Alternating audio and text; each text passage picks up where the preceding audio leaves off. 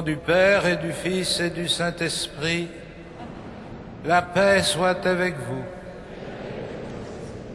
Frères et sœurs, en ce jour du Seigneur, nous célébrons la résurrection du Christ et nous avançons dans la foi en sachant qu'il va vers Jérusalem où il sera mis à mort avant de ressusciter. Il donne sa vie par amour pour ses frères, et c'est en nous appuyant sur cet amour que nous nous tournons vers lui et que nous demandons le pardon de nos péchés.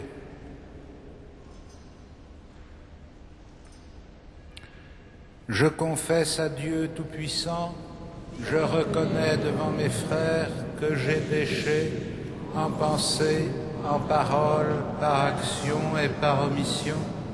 Oui, j'ai vraiment péché. C'est pourquoi je supplie la Vierge Marie, les anges et tous les saints, et vous aussi, mes frères, de prier pour moi le Seigneur notre Dieu, et que Dieu Tout-Puissant nous fasse miséricorde, qu'il nous pardonne nos péchés et nous conduise à la vie éternelle.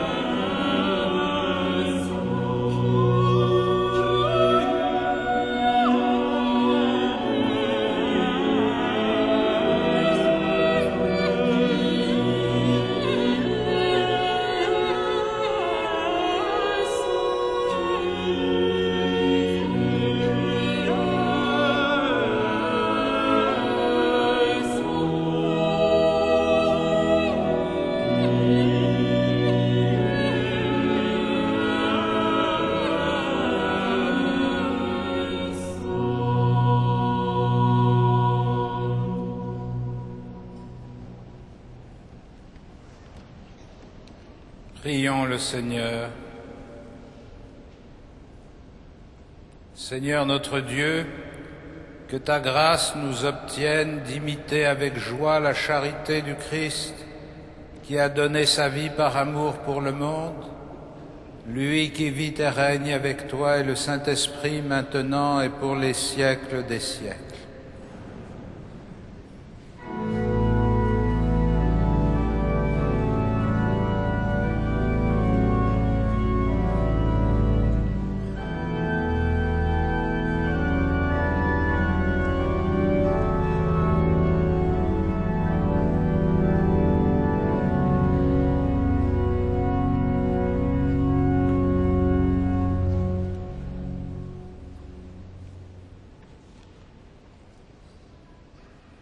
Lecture du livre de Jérémie.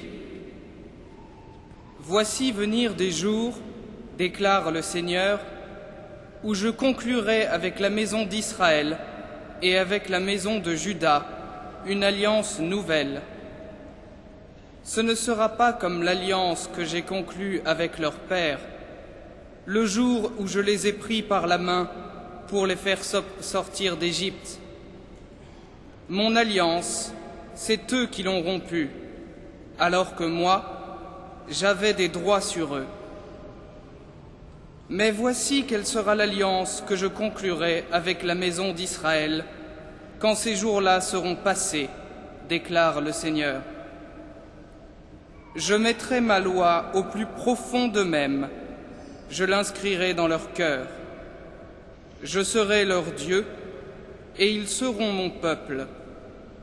Ils n'auront plus besoin d'instruire chacun son compagnon, ni chacun son frère, en disant « Apprends à connaître le Seigneur », car tous me connaîtront, des plus petits jusqu'aux plus grands, déclare le Seigneur. Je pardonnerai leurs fautes, je ne me rappellerai plus leurs péchés. Parole du Seigneur.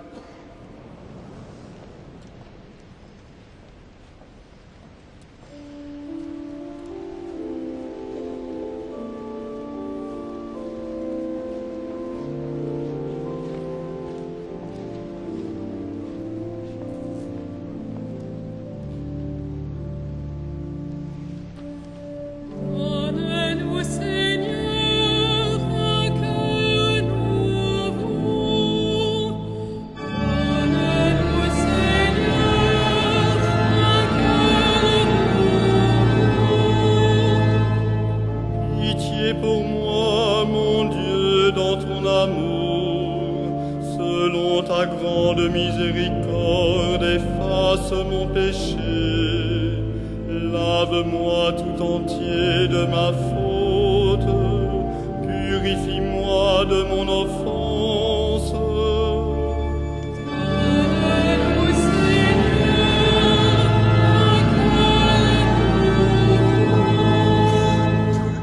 Crée en moi un cœur pur, ô mon Dieu, renouvelle et raffermis au fond de moi mon esprit. Ne me chasse pas loin de ta face, ne me reprends pas ton Esprit Saint.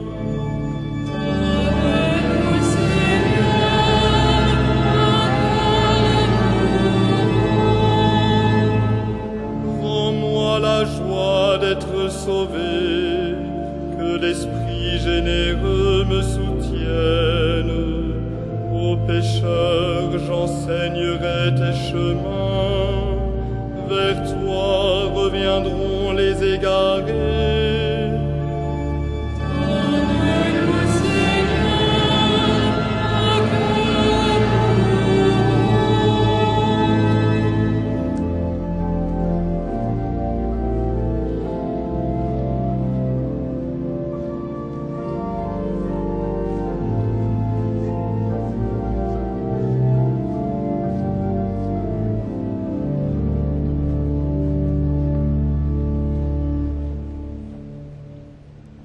Lecture de la lettre aux Hébreux. Le Christ, pendant les jours de sa vie mortelle, a présenté, avec un grand cri et dans les larmes, sa prière et sa supplication à Dieu qui pouvait le sauver de la mort. Et, parce qu'il s'est soumis en tout, il a été exaucé. Bien qu'il soit le Fils, il a pourtant appris l'obéissance par les souffrances de sa passion, et, ainsi conduit à sa perfection, il est devenu pour tous ceux qui lui obéissent la cause du salut éternel. Parole du Seigneur.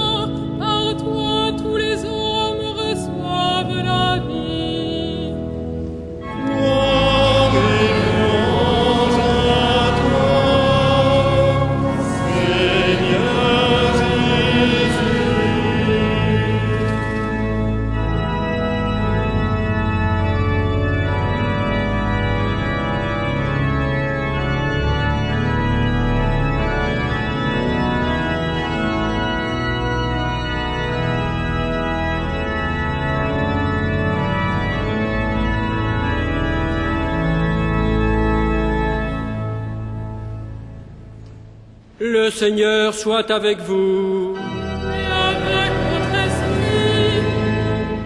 Évangile de Jésus-Christ selon saint Jean. Gloire à toi, Seigneur.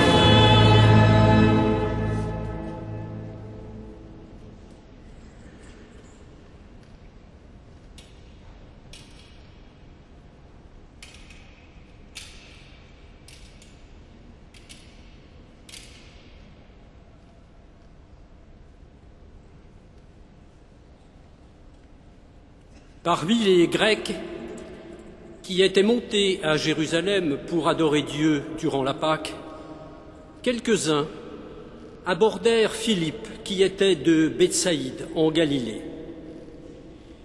Ils lui firent cette demande: « Nous voudrions voir Jésus. » Philippe va le dire à André, et tous deux vont le dire à Jésus.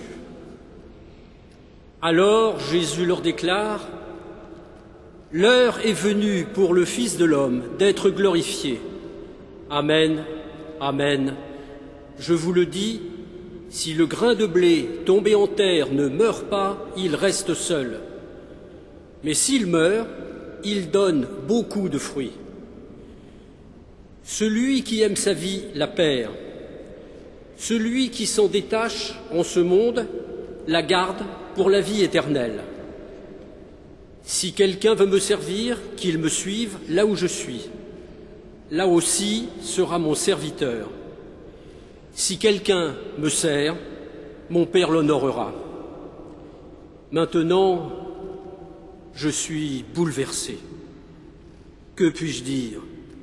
Dirais-je: Père, délivre-moi de cette heure? Mais non, c'est pour cela que je suis parvenu à cette heure-ci. Père, glorifie ton nom. Alors du ciel vint une voix qui disait: Je l'ai glorifié et je le glorifierai encore. En l'entendant, la foule qui se tenait là disait que c'était un coup de tonnerre. D'autres disaient: C'est un ange qui a parlé. Mais Jésus leur répondit: Ce n'est pas pour moi que cette voix s'est fait entendre, c'est pour vous. Voici maintenant que ce monde est jugé. Voici maintenant que le prince de ce monde va être jeté dehors. Et moi, quand j'aurai été élevé de terre, j'attirerai à moi tous les hommes. Il signifiait par là de quel genre de mort il allait mourir.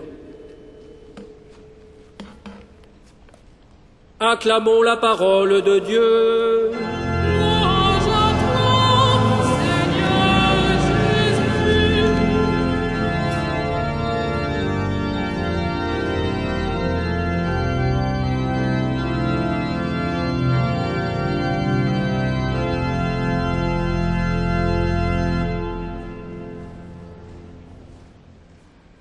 Frères et sœurs, entendez cette parole que le Christ vient de dire pour nous à travers l'évangile de Saint Jean, car c'est pour nous que cette parole a été dite.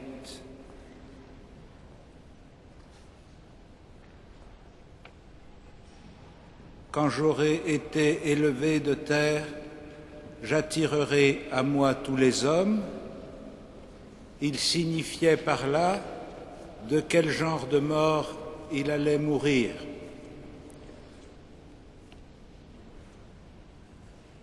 L'Évangile nous rapporte comment Jésus, au long de ces mois où il a vécu avec ses disciples et où il les a entraînés dans son ministère, comment il les a préparés peu à peu à l'événement décisif qui allait se dérouler à Jérusalem. Et tout au long des dimanches de carême que nous vivons année après année, la liturgie nous introduit d'une certaine façon dans le même chemin pédagogique, de même que Jésus prépare ses disciples pour que, au moment de l'épreuve, il dispose des moyens de comprendre ce qui se passe et, si possible, qu'il ne défaille point. De même, Jésus nous entraîne dimanche après dimanche pour nous préparer à la contemplation de sa passion, de sa mort et de sa résurrection, qui sera aussi pour nous une épreuve dans laquelle nous pouvons défaillir. Ainsi aujourd'hui, dans ce passage de l'évangile de Saint Jean, toutes les paroles du Christ qui nous sont rapportées proposent une manière de comprendre l'événement dont ils vont être témoins. Si le grain de blé tombé en terre ne meurt pas, il reste seul, mais s'il meurt, il donne beaucoup de fruits. Quand Jésus sera élevé de terre, alors il sera le grain de blé enfoui dans la mort pour porter beaucoup de fruits. Et cette annonce des événements et le sens que Jésus veut leur donner nous est proposée dans un cadre très particulier qui est défini par la demande des Grecs, ou en tout cas de quelques-uns d'entre eux, des Grecs qui étaient montés à Jérusalem pour adorer Dieu durant la Pâque. C'est donc une catégorie tout à fait particulière. Il s'agit de païens, en tout cas de païens d'origine, qui sont peut-être convertis au judaïsme, ou en tout cas qui sont attirés par la révélation juive et par la loi et les commandements, ceux que l'on appelait les craignants Dieu, ceux qui n'étaient pas nés de sang juif, mais qui se rattachaient à la foi d'Israël par leur conviction et leur démarche. Nous le voyons, ce petit groupe d'origine païenne, nous le comprenons aujourd'hui comme une sorte d'avant-garde des nations qui vont être associées à l'Alliance après la Pentecôte par la prédication apostolique autour du bassin méditerranéen. Ici, au moment où nous en sommes dans l'évangile de Saint Jean, il s'agit simplement d'un élargissement de la perspective.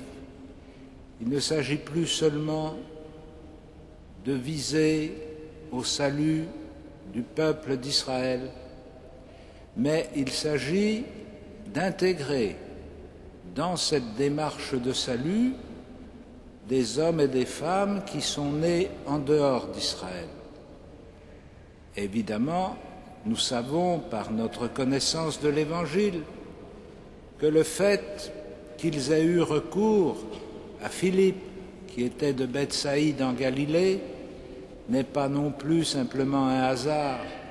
C'est évidemment parce que nous connaissons cette région de la Galilée comme un endroit où se croisent et se mêlent beaucoup de nations différentes, beaucoup de peuples différents, beaucoup de religions différentes. C'est une zone de contact, de dialogue ou de confrontation. C'est donc tout naturellement que ces Grecs se tournent parmi les apôtres vers ceux qui sont réputés comme galiléens, comme ceux qui sont peut-être plus que d'autres préparés à accueillir leurs demandes. Toujours est-il que ce petit groupe de Grecs craignant Dieu pose symboliquement la question de l'universalité du salut, mais il pose cette question non pas en termes universels, mais simplement comme une demande particulière. Or, c'est à partir de cette demande particulière que Jésus va ouvrir la dimension universelle. Car que dit-il? Il dit, quand j'aurai été élevé de terre, j'attirerai à moi tous les hommes. Mais la réponse qu'il fait à la demande des Grecs, l'heure est venue pour le Fils de l'homme d'être glorifié, évidemment que ce n'est pas simplement la rencontre de quelques Grecs qui va constituer la glorification du Fils de l'homme. Qu'est-ce que c'est que la glorification du Fils de l'homme? Le grain tombé en terre meurt, sinon il reste seul. Mais s'il meurt, il donne beaucoup de fruits. Voilà ce qu'est la gloire du Christ. C'est non pas de triompher avec puissance de ses adversaires, ça n'est pas d'imposer par la contrainte la vérité dont il est porteur, ça n'est pas de manifester d'une façon éblouissante comment Dieu habite en lui, c'est de prendre sur lui, comme dira saint Paul dans l'Épître aux Philippiens, la condition d'esclave jusqu'à la mort et jusqu'à la mort de la croix. Et nous comprenons à travers le récit de l'évangile de saint Jean que la mort sur la croix, c'est-à-dire l'offrande que Jésus va faire de sa vie, est la condition pour que le salut atteigne tous les hommes et pas simplement quelques-uns. L'universalité du salut dépend de l'offrande d'un seul. Un seul est mort pour que tous puissent vivre. Comment est-ce que cette réflexion et ce dialogue que nous présente l'évangile de saint Jean prépare-t-il les événements? Évidemment, les apôtres, les disciples, les témoins de cette scène, les Grecs eux-mêmes, vont être, dans quelques jours, témoins de l'arrestation, du procès et de la crucifixion de Jésus. Comment vont-ils comprendre ces événements? Comment vont-ils les interpréter? Comment vont-ils les vivre? Est-ce qu'ils vont les vivre comme l'anéantissement de toute leur espérance, comme l'échec radical et définitif de la mission du Christ, comme le démenti évident qu'il ne peut pas être le Messie? S'il est le Messie, diront les témoins, qu'il se sauve lui-même. Voilà l'épreuve de la foi à laquelle ils vont être soumis. Voilà la question à laquelle ils vont être confrontés, celui qui s'est présenté comme le sauveur de tous va devenir devant tous la victime de ses bourreaux. Comment pourrait-il nous sauver s'il ne peut pas se sauver lui-même? Et c'est pour prévenir ce choc, cette confrontation entre l'espérance universelle du salut et l'échec évident de la mission de Jésus quand il meurt sur la croix, que le Christ donne à ceux qui veulent le suivre la clé pour interpréter les événements. La mort qu'il va subir n'est pas la fin de tout, elle est la condition nécessaire à la fécondité de son ministère. Pourquoi? Parce que par la mort qu'il accepte et qu'il assume, nous l'entendons ici, qu'est-ce que je vais dire? Délivre-moi de cette heure? Mais non, c'est pour cela que je suis parvenu à cette heure-ci. Il assume ce qui va arriver, il assume la décision, il assume la conclusion, il assume l'échec. En quoi est-ce que cet échec est une source de vie et de fécondité? Non pas simplement parce que la souffrance produirait la vie et la fécondité, Mais cet échec est une source de vie et de fécondité parce qu'il est le signe de l'obéissance du Fils, comme nous le disait l'Épître aux Hébreux tout à l'heure. Il a appris l'obéissance par les souffrances de sa passion. En acceptant de porter sa croix et de la porter jusqu'au bout, le Christ lui-même accomplit ce qu'il dit aux disciples. Celui qui aime sa vie la perd, celui qui s'en détache en ce monde la garde pour la vie éternelle. Ce que le Christ en croix met en évidence, ça n'est ni sa faiblesse, ni l'impuissance de Dieu, c'est le dynamisme mystérieux de l'amour du Père qui va, à travers l'offrande du Fils, ouvrir la victoire sur la mort et conduire à la vie. Dans quelques jours, une dizaine de jours, nous serons invités, comme toute l'Église, à méditer sur la passion du Christ et à lever les yeux vers celui que nous avons transpercé, comme dit le psaume. Nous regarderons celui qui est élevé de terre, non pas comme le signe de l'échec et de la mort, mais comme l'espérance du salut, non seulement pour ceux qui le connaissent et qui le reconnaissent, mais pour tous les hommes. Quand j'aurai été élevé de terre, j'attirerai à moi tous les hommes, et comme le prophétisait déjà le prophète Jérémie, tous me connaîtront, des plus petits jusqu'aux plus grands.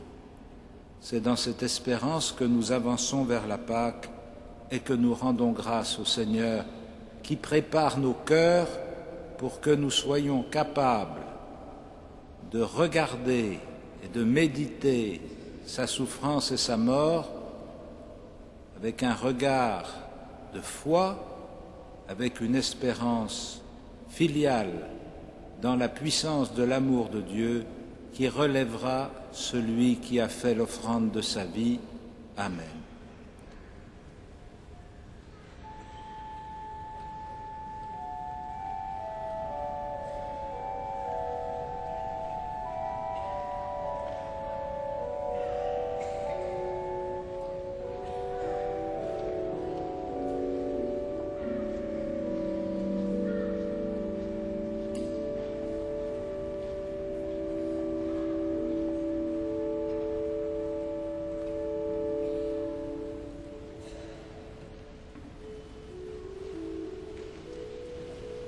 Credo in unum Deum,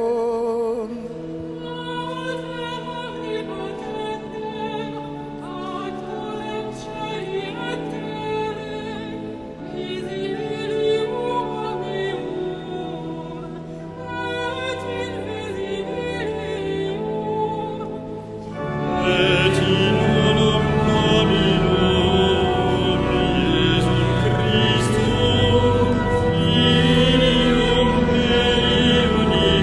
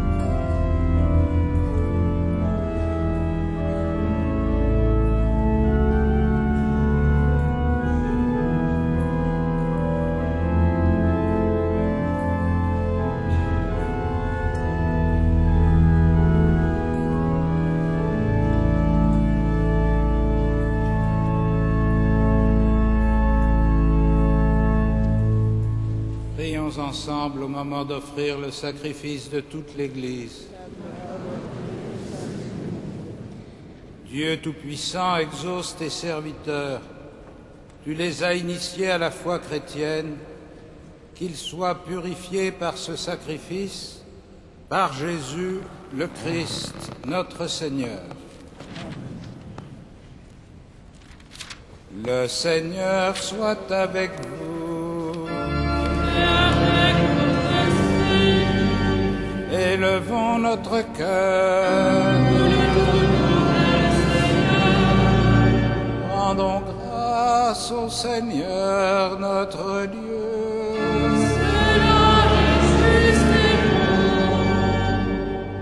Vraiment, il est juste et bon de te rendre gloire, de t'offrir notre action de grâce toujours et en tout lieu. À toi, Père très saint, Dieu éternel et tout-puissant, car tu veux, par notre jeûne et nos privations, réprimer nos penchants mauvais, élever nos esprits, nous donner la force et enfin la récompense par le Christ notre Seigneur.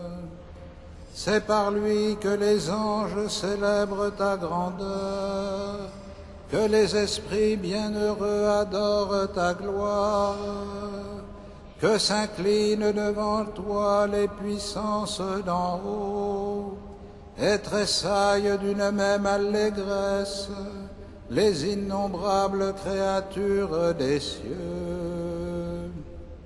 À leur hymne de louange, laisse-nous joindre nos voix pour chanter et proclamer.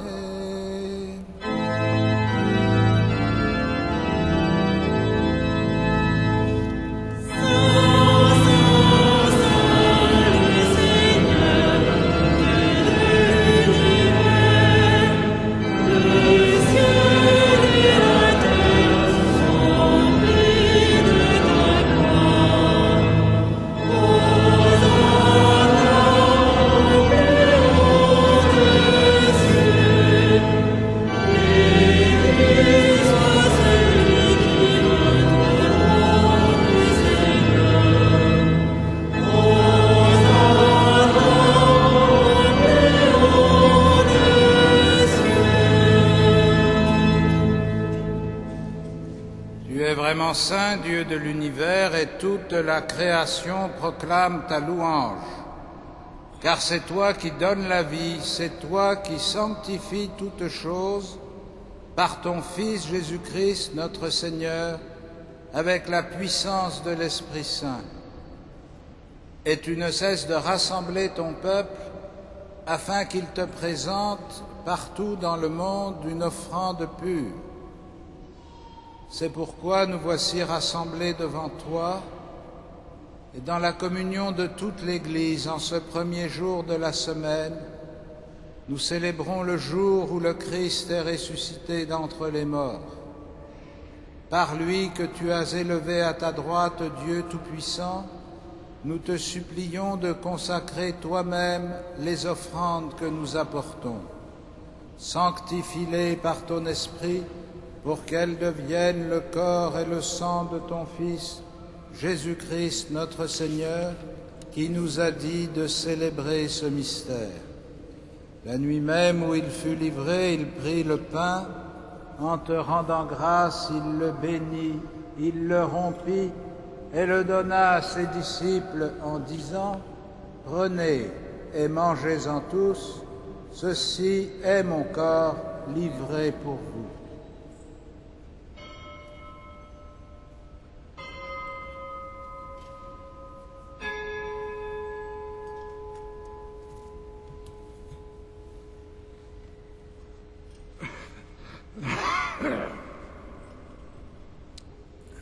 De même, à la fin du repas, il prit la coupe. En te rendant grâce, il la bénit et la donna à ses disciples en disant : « Prenez et buvez-en tous. car ceci est la coupe de mon sang, le sang de l'alliance nouvelle et éternelle, qui sera versé pour vous et pour la multitude en rémission des péchés. Vous ferez cela en mémoire de moi.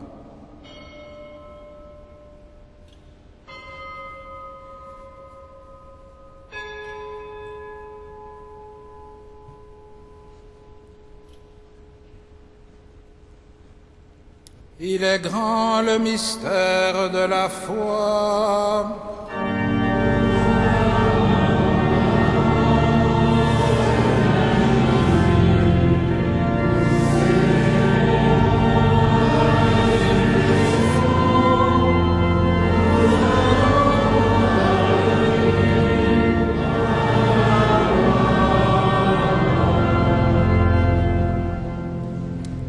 En faisant mémoire de ton Fils, de sa passion qui nous sauve, de sa glorieuse résurrection et de son ascension dans le ciel, alors que nous attendons son dernier avènement, nous présentons cette offrande vivante et sainte pour te rendre grâce.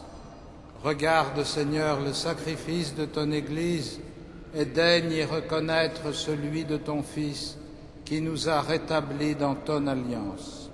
Quand nous serons nourris de son corps et de son sang et remplis de l'Esprit Saint, accorde-nous d'être un seul corps et un seul esprit dans le Christ, et que l'Esprit Saint fasse de nous une éternelle offrande à ta gloire, pour que nous obtenions un jour les biens du monde à venir auprès de la Vierge Marie, la bienheureuse Mère de Dieu, avec les apôtres, les martyrs, Saint Denis et tous les saints, qui ne cesse d'intercéder pour nous.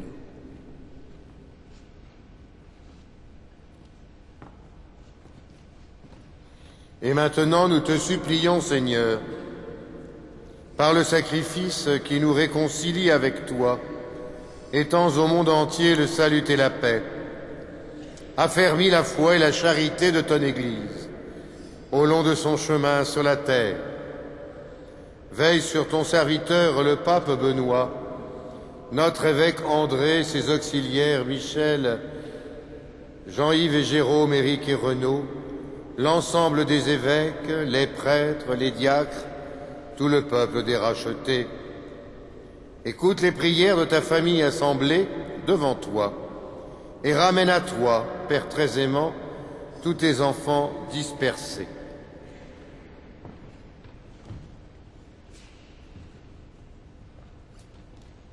Pour nos frères défunts, pour les hommes qui ont quitté ce monde et dont tu connais le droiture, nous te prions.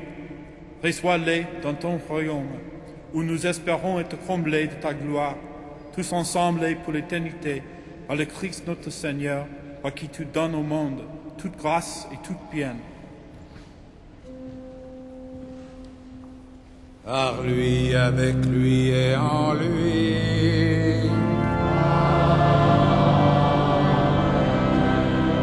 À toi, Dieu le Père Tout-Puissant, dans l'unité du Saint-Esprit.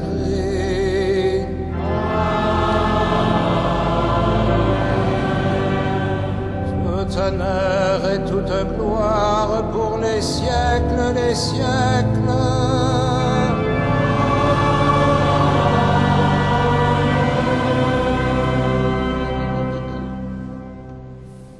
Unis dans le même esprit, nous pouvons dire avec confiance la prière que nous avons reçue du Sauveur. Notre Père, qui es aux cieux, que ton nom soit sanctifié, que ton règne vienne, que ta volonté soit faite sur la terre comme au ciel. Donne-nous aujourd'hui notre pain de ce jour. Pardonne-nous nos offenses, comme nous pardonnons aussi à ceux qui nous ont offensés, et ne nous soumets pas à la tentation, mais délivre-nous du mal. Délivre-nous de tout mal, Seigneur, et donne la paix à notre temps. Par ta miséricorde, rends-nous libres du péché, rends-nous forts devant les épreuves en cette vie, où nous espérons le bonheur que tu promets et l'avènement de Jésus-Christ, notre Sauveur.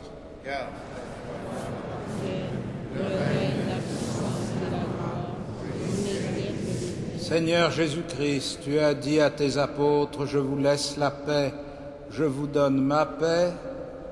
Ne regarde pas nos péchés, mais la foi de ton Église. Pour que ta volonté s'accomplisse, donne-lui toujours cette paix et conduis-la vers l'unité parfaite, toi qui règnes pour les siècles des siècles. Et que la paix du Seigneur soit toujours avec vous. Frères, dans l'amour du Christ, donnez-vous la paix. La paix du Christ.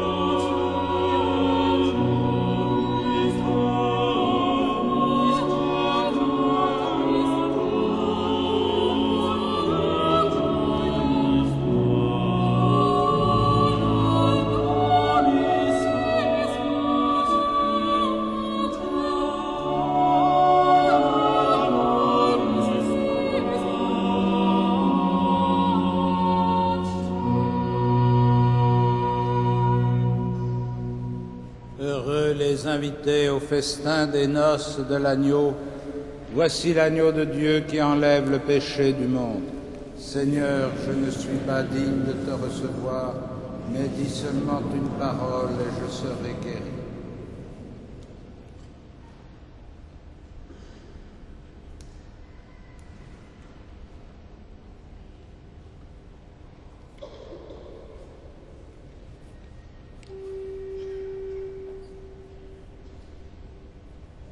Amen.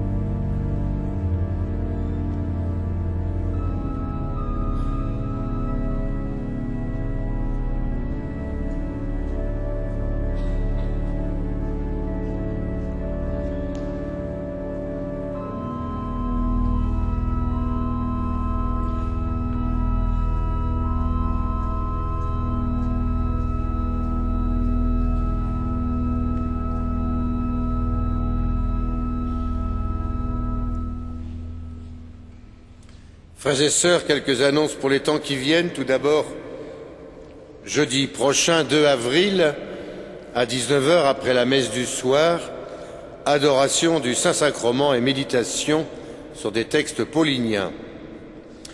Vendredi 3 avril, à 15 h, comme chaque vendredi de carême, vénération de la Sainte Couronne d'épines.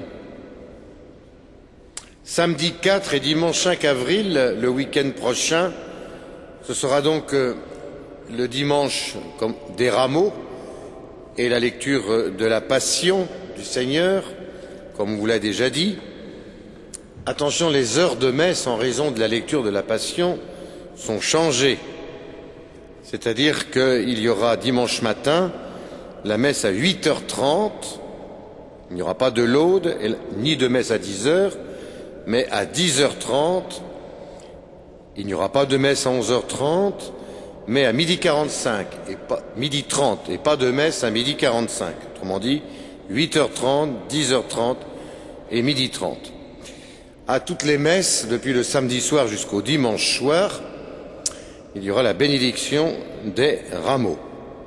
Ce week-end-là sera aussi le week-end du pèlerinage des étudiants à Chartres. Il y a les renseignements et la possibilité encore de s'y inscrire. De l'autre côté de votre feuille, vous avez l'ensemble des horaires des offices et des messes de la Semaine Sainte, du samedi des Rameaux jusqu'au lundi de Pâques compris. Je ne détaille pas cet ensemble de rendez-vous très importants. Seulement, sachez que à la messe chrismale, le mercredi saint 8 avril, où tout le monde est invité, bien sûr, il faut venir relativement à l'avance pour être sûr de trouver des places assises. Même chose pour la vigile pascale, donc le samedi à 21 h, prévoir suffisamment d'avance. Et les autres offices, jeudi saint, vendredi saint, bien sûr, le vendredi saint, toute la journée, la vénération de la couronne d'épines et le chemin de la croix. Nous serons particulièrement attentifs cette semaine à prier en communion avec nos évêques qui se rendent pour une session de travail à Lourdes, comme à chaque printemps. Eh bien, nous nous levons pour terminer ensemble notre prière.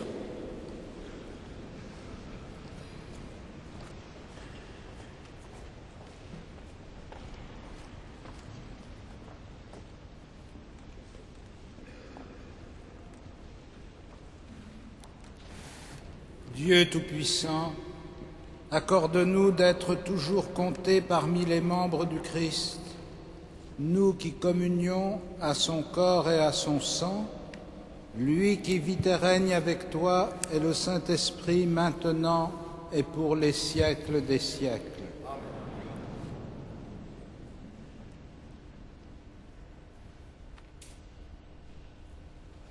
Le Seigneur soit avec vous. Que Dieu Tout-Puissant vous bénisse, le Père, le Fils et le Saint-Esprit. Allez dans la paix du Christ.